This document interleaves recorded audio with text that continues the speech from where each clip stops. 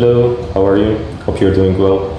My name is Ammar, I'm an interpreter, and I'll be giving out some advice in general to translators and interpreters. So the translation industry in general, the barrier to entry is a bit low compared to other industries. Industries like maybe medicine or finance or management. You can just have a college degree and then immediately get into it without having lots of years of experience of practice. Or you can just be a bilingual person as in practice to become a translator, or you can just double major in addition to another degree.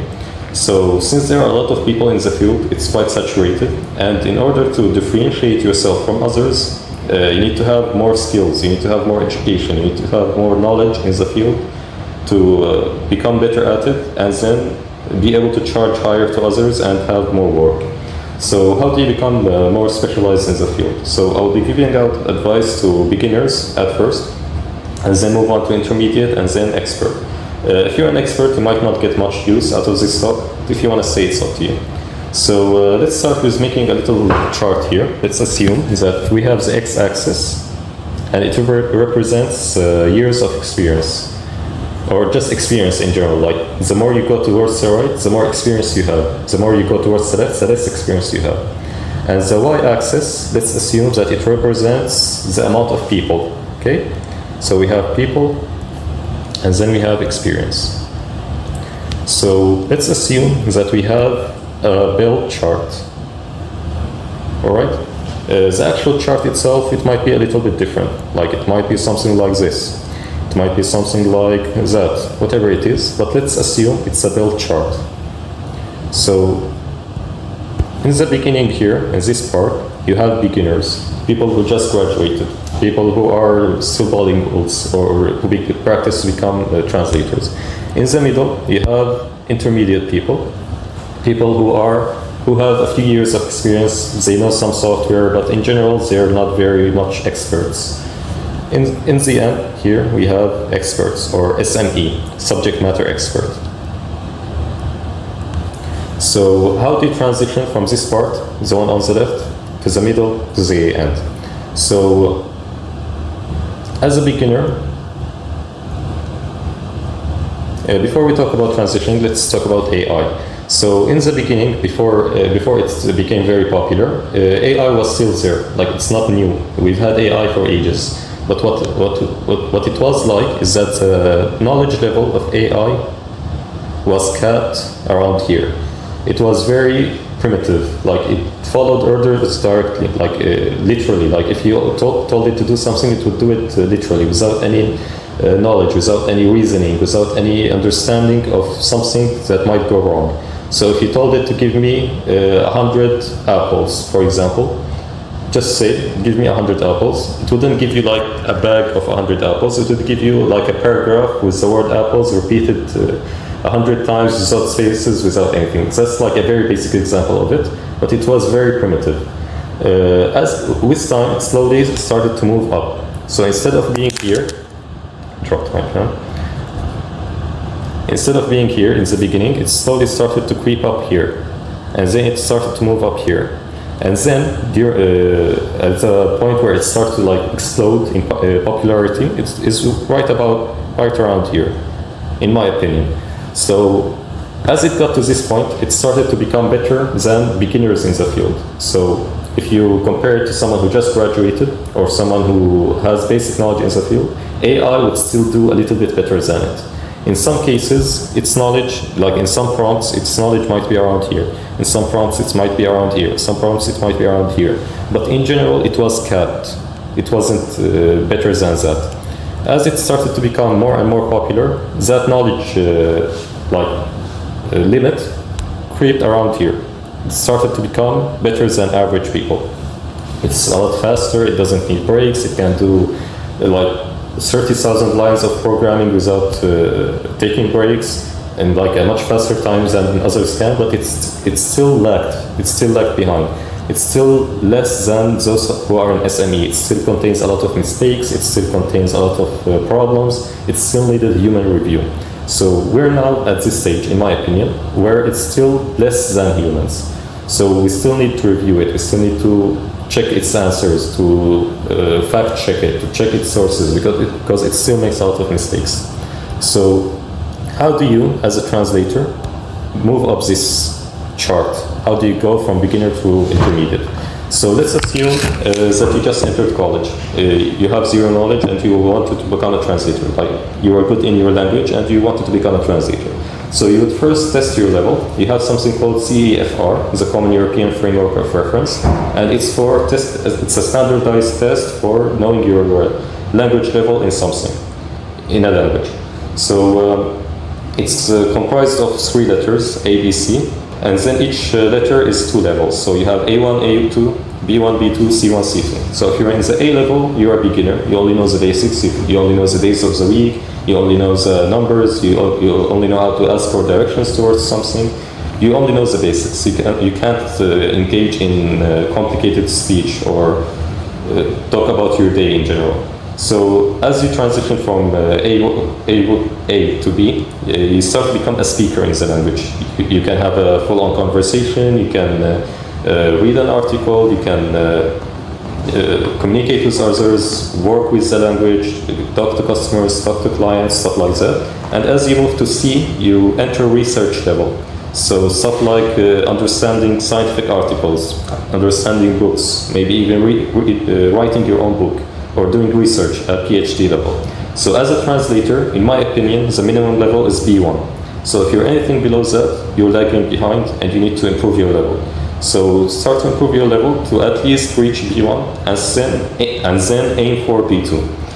That's in the beginner level. In addition to knowing your language level, you also need to know computer basics.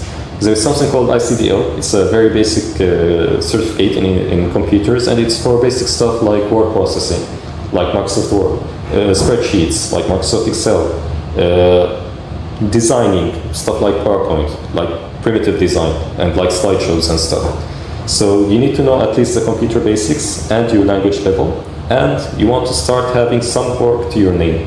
So you want to reach out to other people or organizations and be like, hey, I'm a student translator and I want to work with you. I want to do some translation with you.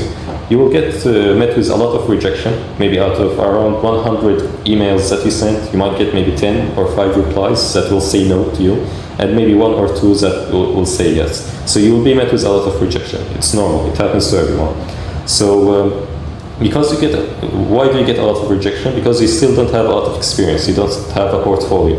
In order to have a portfolio, in order to have work experience, you need to work. In order to work, you need to have work experience. It's a closed loop. So how do you get out of this loop? By volunteering.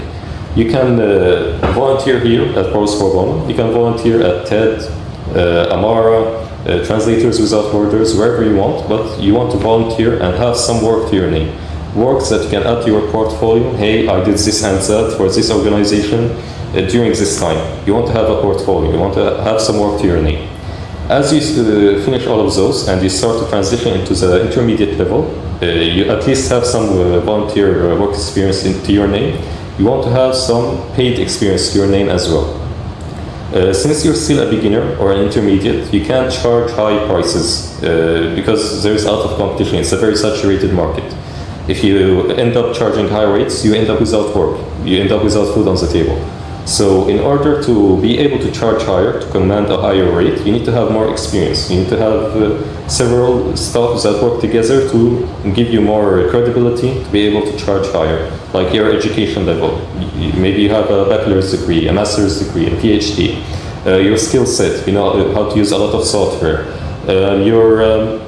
Your work ethic, your communication ability, how you enunciate your words. It can be several factors combined together to give you more credibility. In addition to those, you need to have a personal brand. A personal brand is what shows up to others when they search for your name. It can be on Google, it can be on Bing, it can be on DuckDuckGo, whatever search engine you use. You want to put your name and check what the first few results are. You would preferably want those to be your personal brand. So it can be your LinkedIn, it can be your Zing, it can be your personal website if you have one. You want to have a professional website that shows up, that shows your name, your work experience, your portfolio, what you work on, your skills, stuff like that. You don't want it to be your Instagram or your Facebook. Those are personal websites for family and friends. They're not professional websites. You can't use those. Unless you use them specifically for work, you can. It's up to you. But it's better that you use other websites like LinkedIn or Zing. So the bare minimum would be to just have your name on it. Like just create an account without putting anything on it. That's like the bare minimum. Just to show up on it when somebody searches for your name. You need to have a personal brand. In addition to a personal brand and some work to your name, you want to get more well-versed in software. You need to be able to use more software. So let's say you know how to use Microsoft Word and Microsoft Excel. You want to be able to use more software for the same purpose. So for word processing, you have Microsoft Word, you have Google Docs, you have LibreWrite. You have several software that you can use, and you need to be able to use all of them. Why? Because the clients you work with, they don't all use the same software. Some people use Windows, some people use Mac, some people use Linux, some people use Microsoft Word, some people use Google Docs, some people use LibreWrite. So you don't want to lock yourself out of those clients because you don't know how to use their software. So you need to become well-versed in more than one software for the same purpose. You also need to learn some basic DTP, which is desktop publishing, which is the ability to translate designed stuff, something like a poster or like a company profile or a social media post. You need to be able to put text inside of designs. So you need to know at least some basic designing tool like Canva or Photoshop or GIMP, whichever one you want to use. And you need to know at least the basics. You don't need to reach a professional level where it's your profession as a designer. No, you just need to know the basics. How to move stuff, how to resize something, how to add text, how to remove text. So you need to know some DTP, and you need to know about something called CAT tools. CAT tools, CAT stands for Computer Assisted Translation, not the regular CAT that you get. And it's a software that helps you translate stuff and memorize what you translate in something called TM, translation memory. So let's say you have a birth certificate and you want to translate it. Everything you translate is saved inside that TM, and then when you translate another birth certificate in the same template, it's already translated for you because you translated it before, it already pre-fills it for you, and then you just change a few things like the name, the date, the actual date of birth, stuff like that.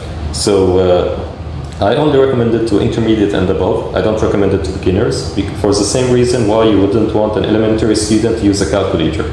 So you want them to know at least some basic math, like multiplication, division, addition, subtraction. You need to be able to do those mathematical stuff inside your brain without having to use a calculator. You don't want to lock yourself out of being able to do them just because a calculator can do it for you. So you don't want to rely too much on CAT tools. You want to be able to translate something without having to resort to a first draft by machine translation, MT. So I only recommend it to intermediate and above. Its purpose is to make your work faster, not do your work for you. So if you can't translate without a translation tool, a CAT tool, you should stop using it and get back to regular translation, manual translation. After you improve your level, go back to CAT tools. After you know all of those stuff, you want to start getting to the expert level. It is SME, and this is the part right here where you start to get better than AI. So in order to get better than AI, you need to you can just test yourself. Am I better than AI or not yet? You can just ask it to translate a paragraph, put it in AI, ask it to translate it for you, and you need to find at least 10 mistakes, 10 to 20 mistakes, at least. If you can't find any mistakes at all, you're lagging behind. You need to become better. You need to learn more, you need to have more experience. So at least 10 to 20 mistakes. It can be grammatical mistakes, it can be several types of mistakes, but at least 10. So how to become better than AI, or better than intermediate people in general, how to get past that knowledge level of AI. Well, you need to have more experience in one thing. So you need to choose something and specialize in it. So let's say you like medicine, you become a medical translator. Let's say you like technology, you become a technical translator.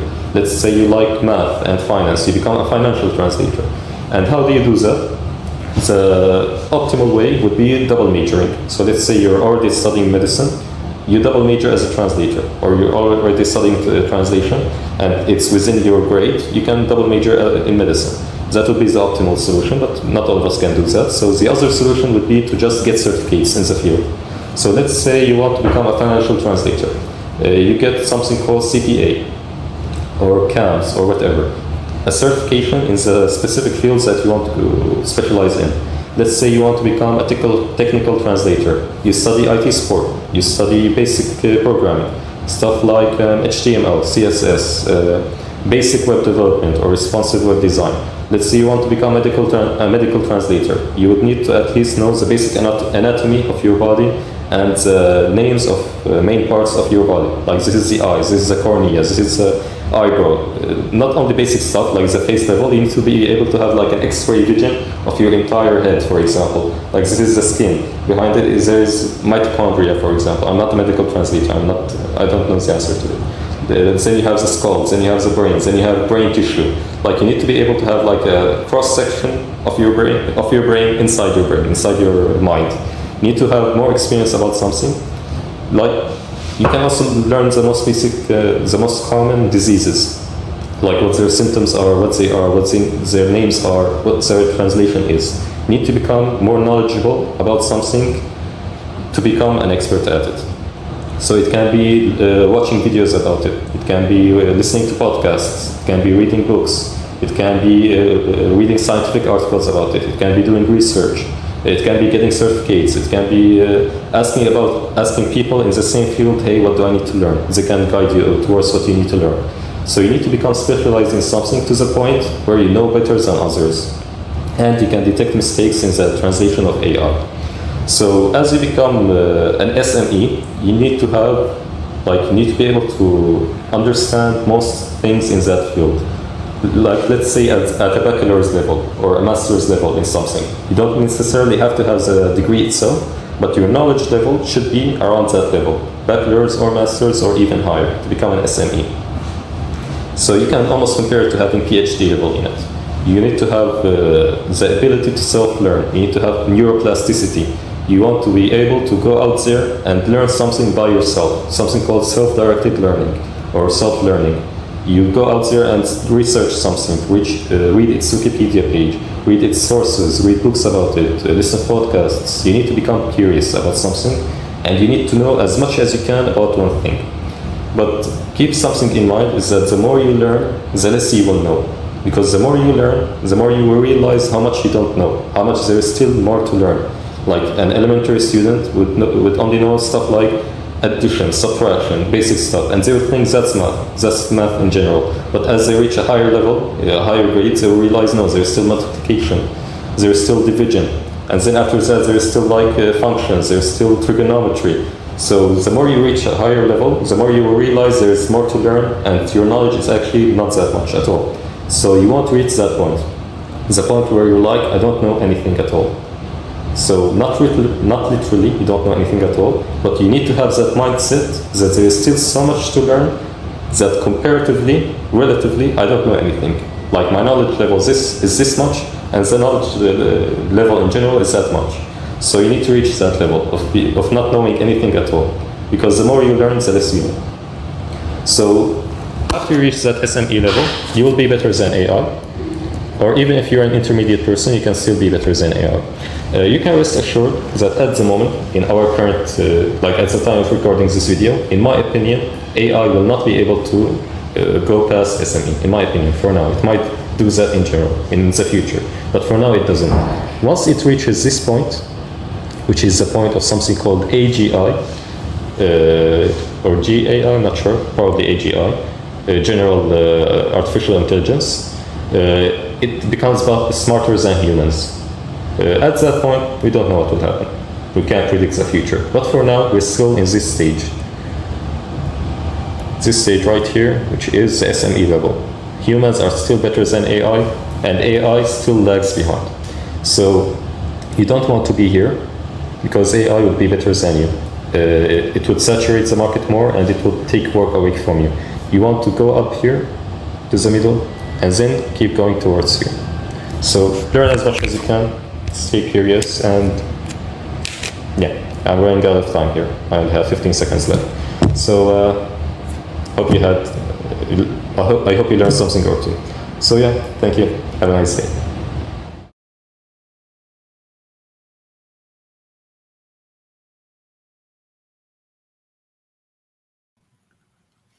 All right, and that was Ammar. Let me bring him in. Oh, Luana, I did it again. Can you fix whatever you fixed last time? Just a moment, people. I'm a bit out of practice with this. Okay, there we go. Um, Great. Ammar, can you hear me okay? Yeah, all good. How are you? Great. I'm doing very well. How about you? Doing great. Great. Um, Let me just mention before we get into some of the questions and comments. Ammar has been participating with Proz Pro Bono as all of the presenters today, and he's currently contributed over 48,000 words to the program. So thank you very much for that, Ammar. I My also pleasure. consider I also consider you at this point the LinkedIn guy because I think maybe three different times I've had difficulty doing something or seeing something on LinkedIn, and you always chime in with, "No, go there." Da, da, da, da, da, da." You've got it pretty clear. So thank you for that, Thank you. that assistance as Sure. well. So I saw you were following along in the in the chat and kind of responding to people's comments and questions during the session. Let's. I wanted to. Hannah was also participating there. She made a point about maybe universities, depending on where you live. Not every university where you might go to study has a set course of studies for translators or interpreters, and the topic of other supplementary paths came up, certifications and things you can do if you're not living in a place where you don't have access to those courses of study. I think some of those you mentioned in your presentation, right? You can just like self-learn. You don't have to go to college. You can just be a bilingual person and then practice to become a translator. It would be better to have a college degree. It would give you more credibility, but it's not really a requirement to enter the field. Like it's not, you have it or you don't have it. It's fine.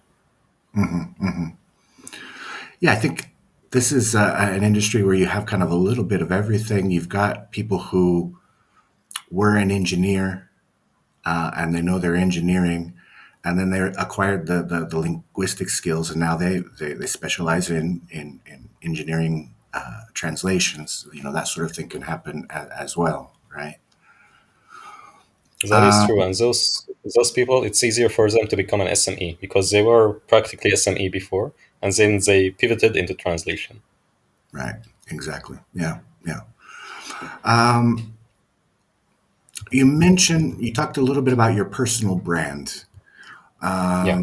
Can you kind of expound on what you're referring to exactly by your personal brand? Are you talking about logo, brand assets, and that sort of thing, So or as a something else? freelancer, you don't really need to have your own logo because you're considered one person. Like you're not a company. You're just a freelancer. You don't need a logo.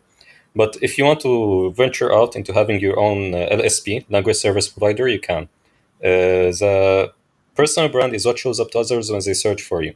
So you don't want it to be your personal Instagram pages with friends. You don't want it to be your Facebook page with memes or something.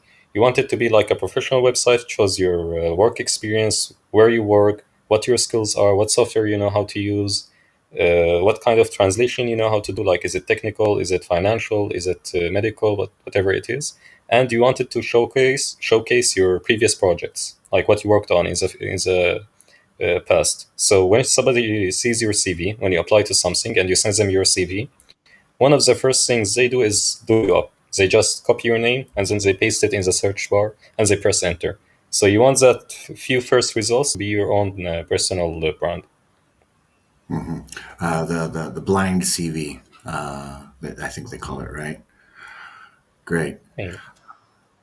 Benjamin says, thanks a lot for this presentation. I do have a PhD in oceanography, but still find it difficult to find clients, to be honest.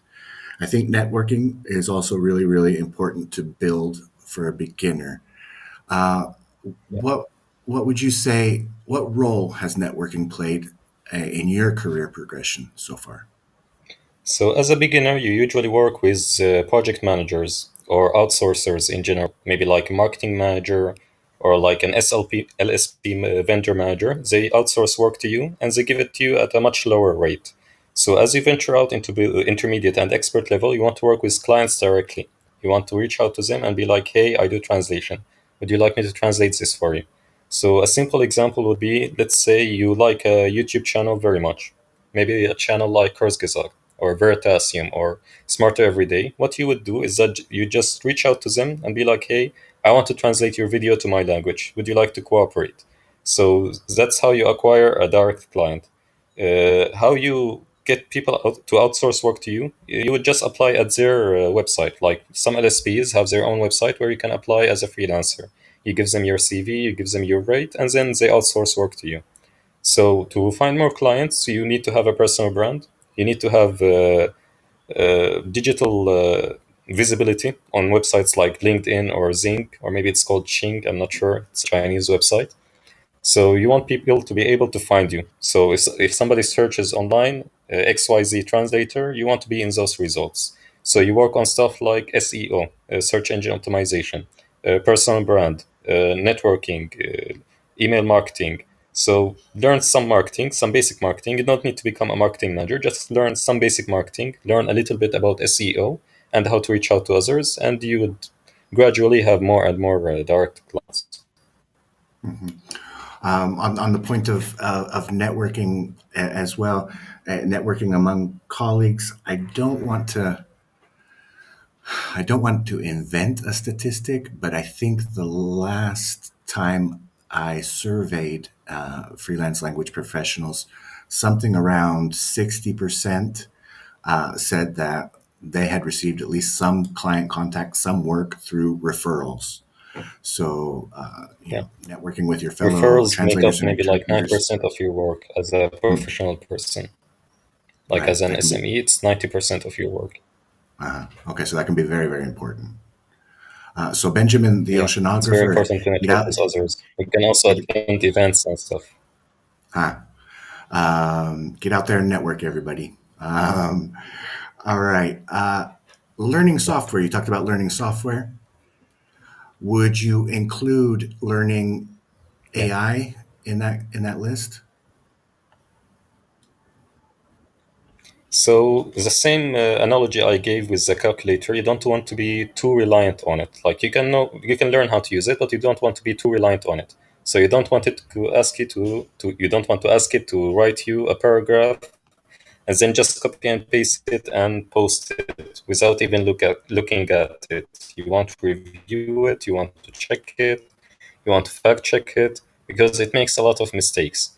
So you don't want to trust it blindly, and you also want to learn how to use it. So it should be a tool to help you and not to replace you, at least for now. Okay.